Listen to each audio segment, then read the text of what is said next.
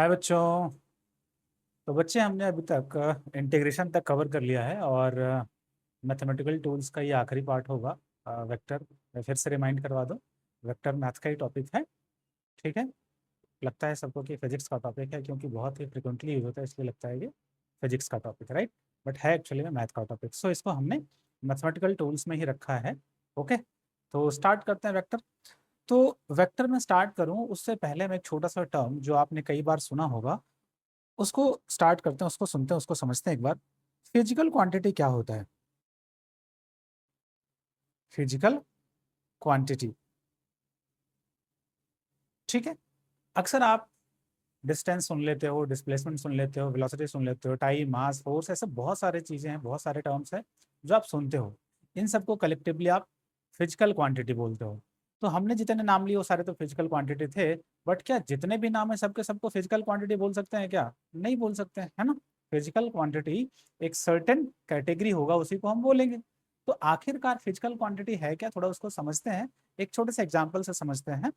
ठीक है।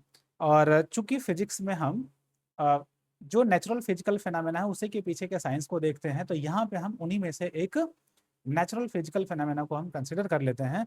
Let's say कि मान लो हमने एक बॉल लिया और इस बॉल को हमने थ्रो कर दिया एक जगह। थ्रो करोगे तो क्या हो, प्रोजेक्टाइल होगा, है ना। कुछ इस तरीके से ये कर्व पाथ पे चलेगा और कुछ दूरी पे जाकर के वापस ये ग्राउंड पे गिर जाएगा, ऐसा कुछ होगा, है ना।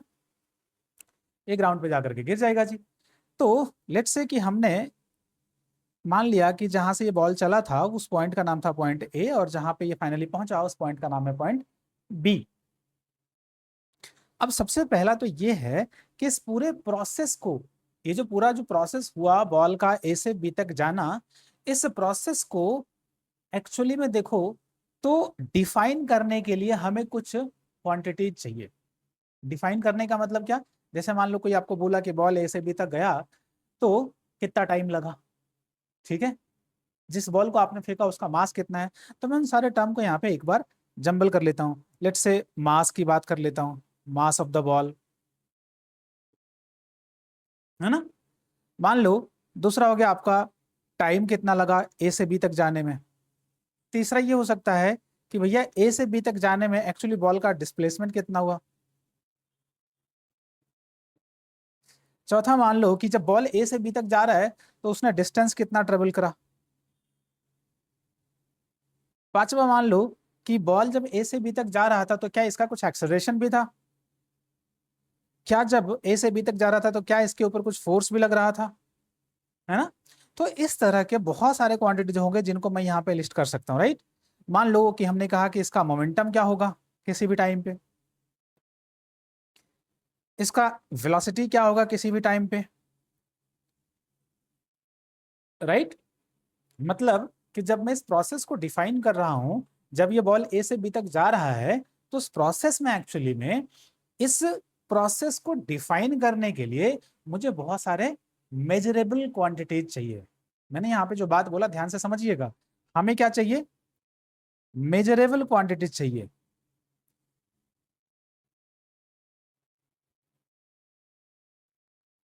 क्या चाहिए? मेजरेबल क्वांटिटी चाहिए। मतलब कि जब बॉल ए से बी तक जा रहा होगा तो उस प्रोसेस को कंप्लीट करने में हमें, या उस प्रोसेस को डिफाइन करने के लिए हमें कुछ मेजरेबल क्वांटिटीज चाहिए। And all those measurable quantities are basically known as physical quantity. समझ आ रही बातें? तो अगर मैं आसान भाषा में बोलूं कि फिजिकल क्वांटिटी क्या है, तो physical quantity basically all the measurable quantities, all the measurable quantities which can be used to define a natural physical phenomenon.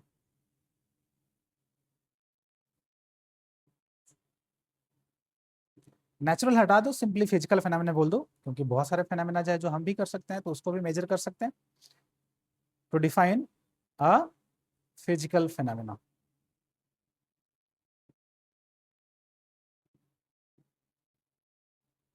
है ना। मैंने क्या कहा कि वो सारे quantities, all the measurable quantities, यहाँ पे आपको अंडरलाइन क्या करना है, अंडरलाइन करना है कि मैं बात कर रहा हूं मेजरेबल क्वांटिटीज की। किसके बारे में बोला, मैंने बोला मेजरेबल क्वांटिटीज के बारे में बोला बच्चा, ठीक है। ये सारे मेजरेबल क्वांटिटीज क्या कहलाएंगे, फिजिकल क्वांटिटी कहलाएगा, राइट। अब मैं एक बार वापस लिस्ट बना लेता हूं। एग्जाम्पल क्या क्या होंगे जी, एग्जाम्पल अभी अभी हमने लिखा था, डिस्टेंस हो गया, डिस्प्लेसमेंट हो गया, वेलोसिटी हो गया, स्पीड हो गया, एक्सेलरेशन हो गया, फोर्स हो गया, वर्क हो गया, एनर्जी, पावर, एक्सेट्रा। ऐसे बहुत सारे होंगे, कितना बड़ा लिस्ट बनाओगे आप, बहुत सारे लिस्ट होंगे, बहुत बड़ा, बहुत बहुत सारा क्वांटिटीज होगा। इन सारे क्वांटिटीज को हम क्या बोलते हैं, फिजिकल क्वांटिटी बोलते हैं, ठीक है। अब यहाँ पे अब अगला सवाल हमारे मन में आता है कि हमारे पास जितने भी क्वांटिटीज हैं, लाइक डिस्टेंस हो गया, डिस्प्लेसमेंट हो गया, अगर इन्हीं दोनों को कंसीडर करते हैं, अब मैं इन दोनों को ही कंसीडर कर रहा हूँ क्योंकि ये दोनों आपके लिए पहले से ही नोन है। आपने 9th में पढ़ा होगा डिस्टेंस एंड डिस्प्लेसमेंट, इवन इससे पहले भी आपने सुना होगा डिस्टेंस एंड डिस्प्लेसमेंट। तो अगर मैं यहीं पे दो ही क्वांटिटीज को अगर मान लो कंसीडर करता हूँ, ऐसे तो सारे क्वांटिटीज को हम कंसीडर कर ही सकते हैं और सारे क्वांटिटी को मतलब कैटेगराइज करेंगे ही, बट यहाँ पे मैंने डिस्टेंस एंड डिस्प्लेसमेंट को कंसीडर करा है, ठीक है। तो क्या डिस्टेंस और डिस्प्लेसमेंट क्या दोनों सेम कैटेगरी का क्वांटिटी है, ठीक है। जैसे मान लो कि आपसे अगर कोई पूछा, ठीक है, आपसे अगर कोई पूछा कि बॉल को जब आपने फेंका तो बॉल ने कितना डिस्टेंस कवर किया, तो आप क्या कहते हो, एक्चुअली में आप बताते हो कि ये जो पाथ लेंथ है, जिस पाथ पे बॉल चल रहा है, इस पाथ का लेंथ एक्चुअली में क्या कहलाता है, डिस्टेंस कहलाता है ना।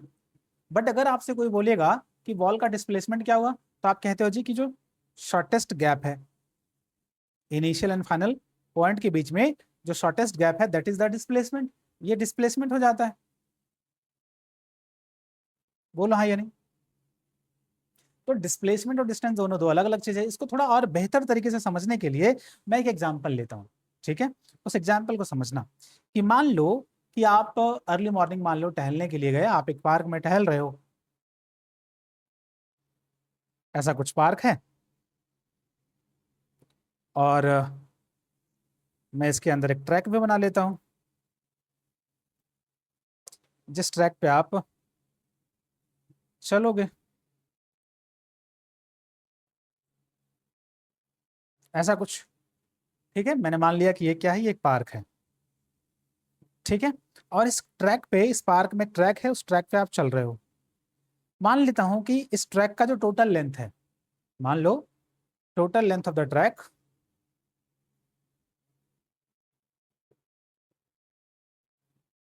ट्रैक मैं मान लेता हूं कि 500 मीटर है, ठीक है। अब आपने क्या करा, आप इस ट्रैक पे मान लो कुछ 5 चक्कर लगाए, इस तरीके से आपने इस ट्रैक के ऊपर 5 चक्कर लगाए, आप यहां से चले थे और वापस यहीं पे आ गए। तो after 5 complete round, after after 5 complete round,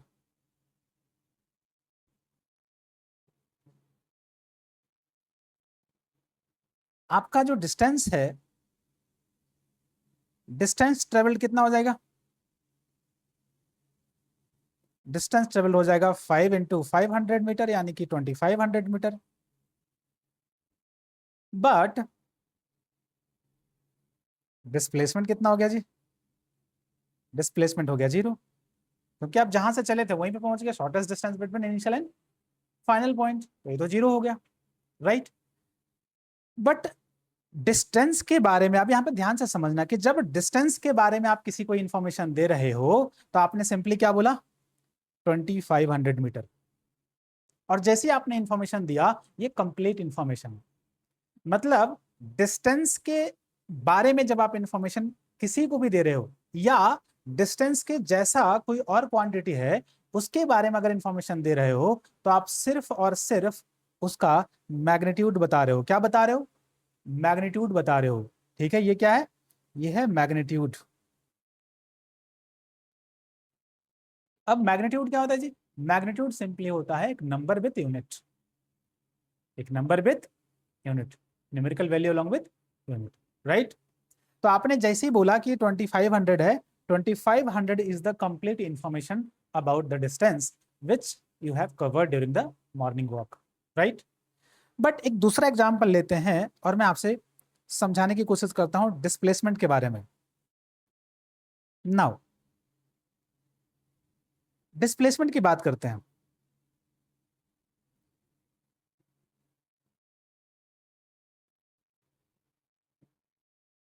ठीक है, मान लेता हूं कि ये वो पॉइंट है जहां पे आपका घर है।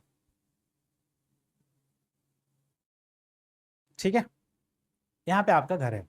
अब कोई ये मत सोच लेना कि सर हमारा घर है, महल है, झोपड़ी थोड़ी है। अरे बस एग्जाम्पल के लिए ले रहे हैं। ठीक है, अब आप अभी ओरिजिन पे हैं, ओरिजिन से आपको जाना है, ओरिजिन से आपको अपना घर जाना है। तो आपने क्या करा कि आप इसको अलग अलग रास्ते से जा सकते हो। एक रास्ता ऐसा हो सकता है जी, एक रास्ता ऐसा हो सकता है, एक रास्ता ऐसा हो सकता है, ऐसा ऐसा हजारों रास्ते हो सकते हैं, इनफाइनाइट रास्ते पॉसिबल है वहां से वहां तक पहुंचने के लिए, ओरिजिन से आपके घर तक पहुंचने के लिए। बट मैं अगर बोलूं कि आपके घर तक पहुंचने के लिए एक्चुअली में आपका डिस्प्लेसमेंट क्या होना चाहिए, चलो इसको और भी कह देता हूं कि मान लो ये पर्सन ए का घर है, ये पर्सन ए का घर है, और एक और पर्सन है, पर्सन बी। ठीक है,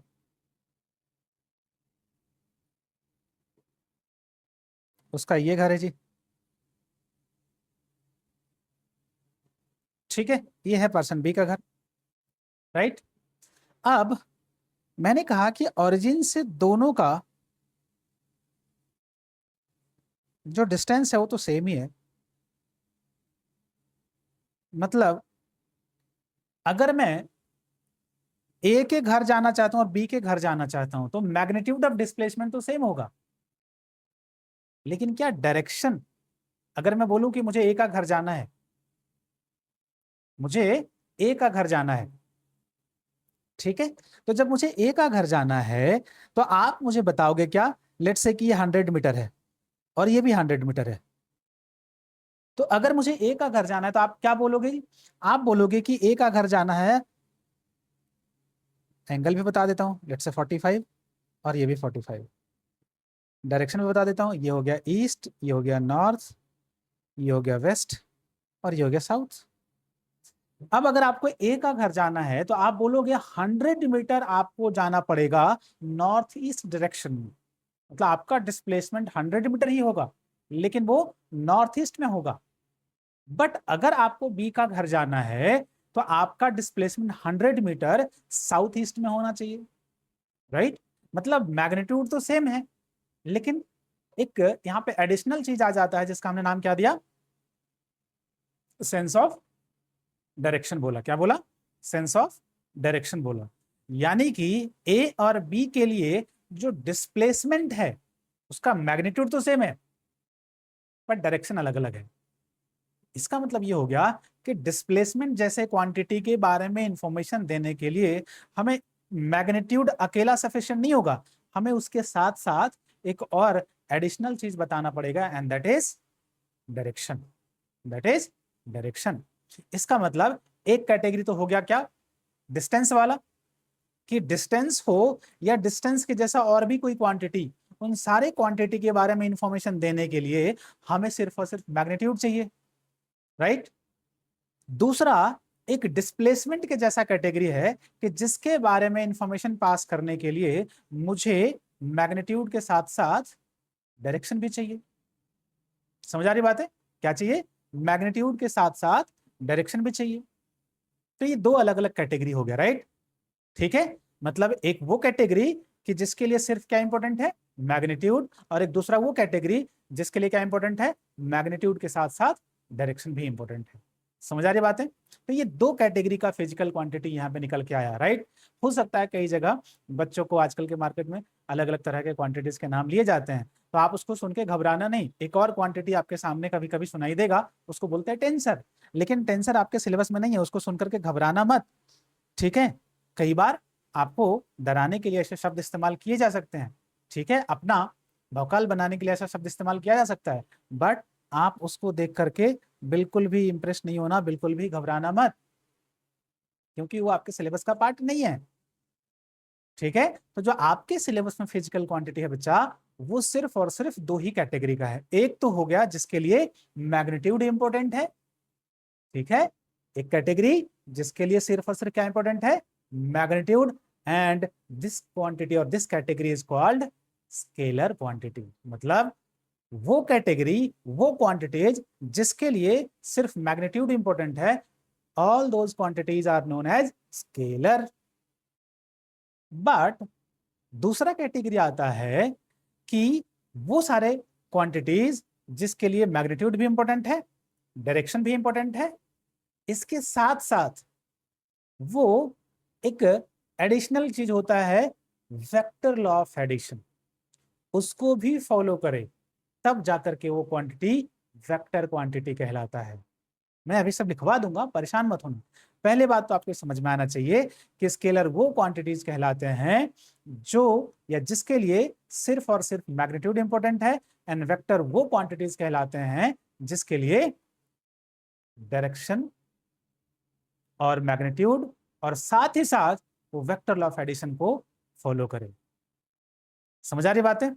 अगर कोई फिजिकल क्वांटिटी ऐसा है जिसका मैग्नीट्यूड भी डिफाइंड है, उसका सेंस ऑफ डायरेक्शन भी डिफाइंड है, बट वो वेक्टर लॉ ऑफ एडिशन को फॉलो नहीं कर रहा, तब भी वो वेक्टर नहीं कहलाएगा। कई बार बच्चे जल्दबाजी में कह देते हैं कि मान लो किसी भी फिजिकल क्वांटिटी का, ध्यान से सुनना मैं कह रहा हूँ वो बात, फिजिकल क्वांटिटी यहाँ पे बोल रहा हूँ, any physical quantity which have magnitude as well as sense of direction, क्या ये वेक्टर ही होगा?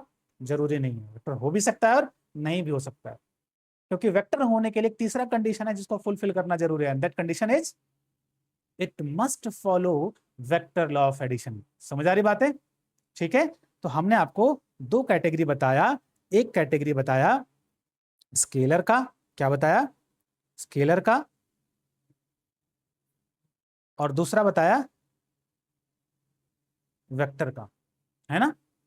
स्केलर किसको बोलते हैं और वेक्टर किसको बोलते हैं, मैं एक बार यहां पे बता देता हूं आपको, ध्यान से सुनना। स्केलर वो सारे क्वांटिटी हैं जिसके पास विच ओनली पोजेस मैग्नीट्यूड, जिसके लिए मैग्नीट्यूड इंपोर्टेंट है ना, क्या इंपोर्टेंट होता है? मैग्नीट्यूड इंपोर्टेंट होता है, ठीक है।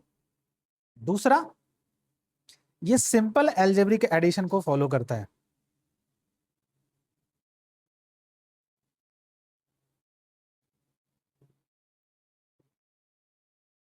क्या फॉलो करता है ये? Simple algebraic addition, it follows simple algebraic addition. समझ आ रही बात है? यहां पे लिख देता हूं, it follows simple algebraic addition.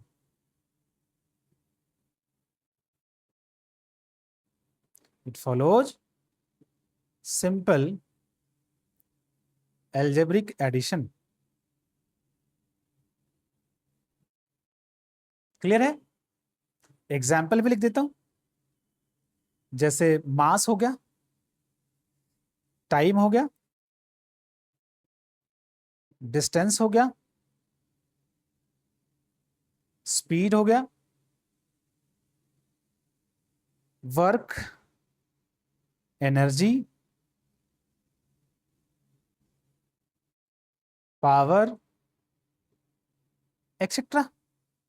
बहुत सारे क्वांटिटीज हो सकते हैं जिसको हम बता सकते हैं यहाँ पे, है ना। समझ आ रही बात है?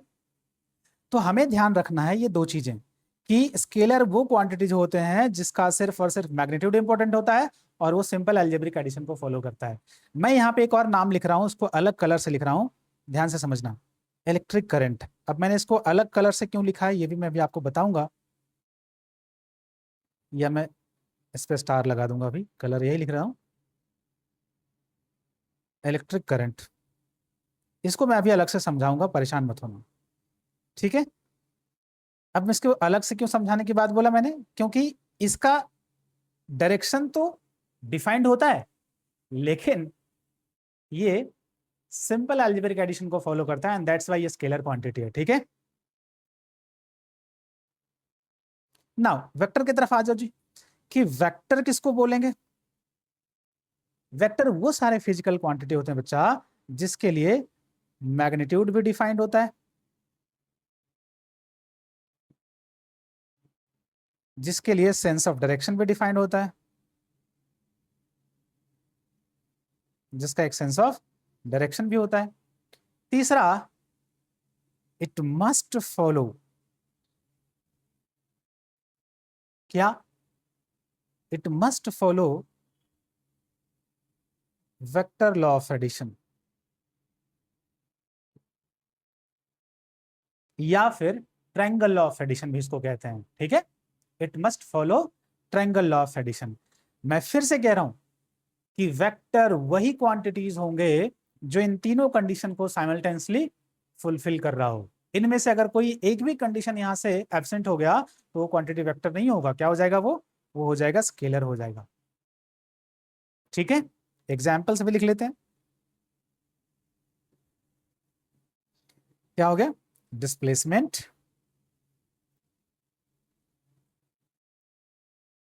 वेलोसिटी, एक्सेलरेशन,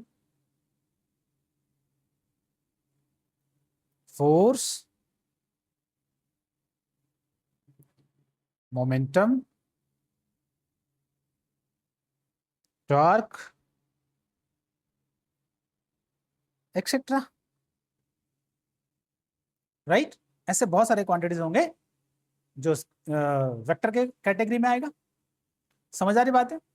ठीक है, तो हमें ध्यान देना है। मैं फिर से कह रहा हूं कि जो तीसरा कंडीशन है इसको ध्यान से देखना कि अगर गलती से अगर ये तीसरा कंडीशन एब्सेंट हो गया तो वो वेक्टर नहीं होगा, बल्कि क्या हो जाएगा? स्केलर हो जाएगा। अब मैं बात करता हूं इलेक्ट्रिक करंट के बारे में, थोड़ा सा इसके बारे में बात कर लेते हैं। राइट, कि इलेक्ट्रिक करंट को आखिर हमने स्केलर की कैटेगरी में क्यों रखा, although it has sense of direction. और इसको समझते हैं। मान लो बच्चा, मैं एक ट्राई जंक्शन ले रहा हूं। ट्राई जंक्शन का मतलब जहां पे तीन चीज आके मिल रही हो, तीन रोड मिल रहा हो, तीन वायर आके मिल रहा हो, तीन पाइप्स आके मिल रहे हो। तो मैंने इलेक्ट्रिक वायरिंग के तीन वायर को एक जगह ला करके मैच करवा था। So this is tri junction.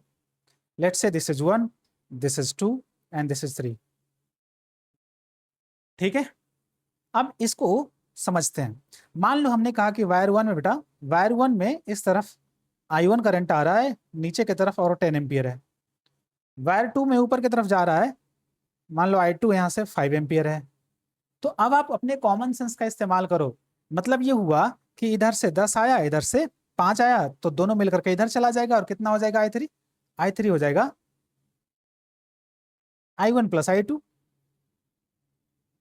और कितना हो जाएगा ये? 15 एम्पियर। कितना हो जाएगा? 15 एम्पियर। ठीक है, तो अभी हमने देखा कि जब I1 और I2 दोनों अगर जंक्शन को, ट्राई जंक्शन को अगर अप्रोच कर रहा है तो I3 में 15 एम्पियर है। बट इसी के उलट अगर मैं कहानी थोड़ा सा बदल दूं, किसी एक वायर में भी अगर मैं बदल दूं कहानी, तो देखो क्या हो जाएगा। देखना अभी यही कहानी क्या हो जाएगा, मैं आपके सामने यहाँ पे बता रहा हूँ। देखो ध्यान से, थोड़ा सा मैं इसको छोटा कर दूं डायग्राम को, ताकि आपको समझने में हेल्प हो। ठीक है, अब मैं कह रहा हूं कि यहां पे मैंने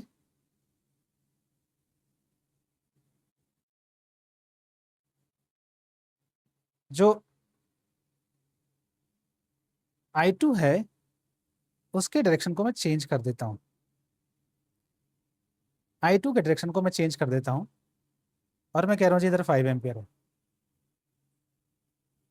समझ आ रही बात है? I2 के डायरेक्शन को मैंने चेंज कर दिया। अब आप मुझे बताओ कि अब I3 कितना होगा।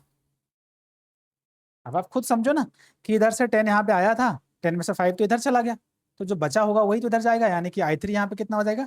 यहाँ पे I3 हो जाएगा आपका 10 माइनस 5, मतलब I1 माइनस I2, यानी कि 5 एम्पियर हो गया।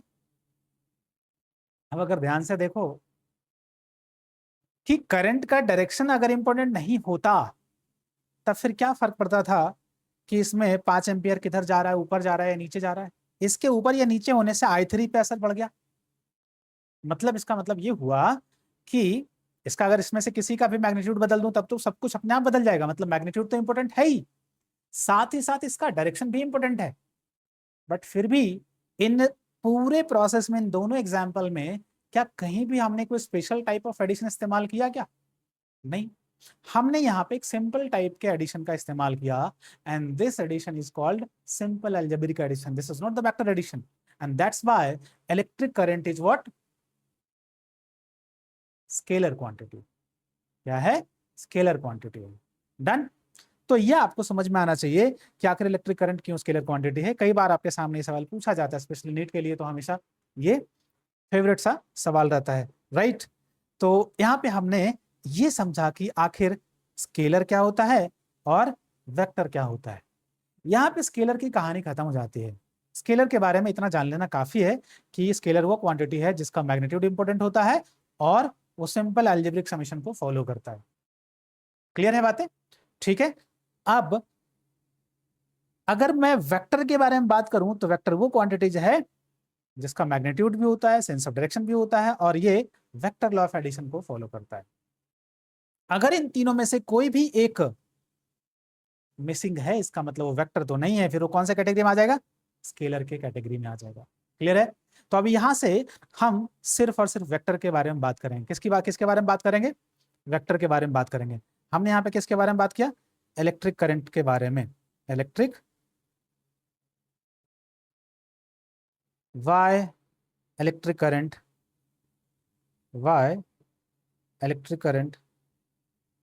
is a scalar quantity, is a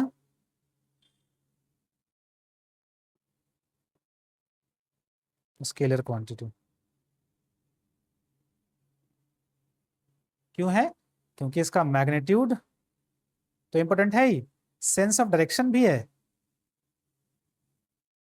sense of direction भी है, but it does not follow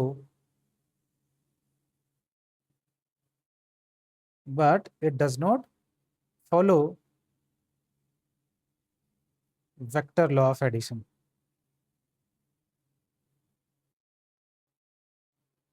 ठीक है ना? सो इस वजह से क्या है, ये स्केलर है। It implies that electric current is a scalar quantity. तो यहाँ पे हमने इलेक्ट्रिक मतलब स्केलर और वेक्टर का क्लासिफिकेशन खत्म कर लिया, राइट। अब हम स्पेसिफिकली वेक्टर के बारे में बात करेंगे। ओके, यानी कि वेक्टर को रिप्रेजेंट कैसे करते हैं, दो वेक्टर के बीच का एंगल कैसे निकालते हैं, वेक्टर का एडिशन क्या होगा, ये सारी चीजें देखेंगे, वो हम देखेंगे अगले क्लास में। ठीक है, चलिए, थैंक यू, मिलते हैं।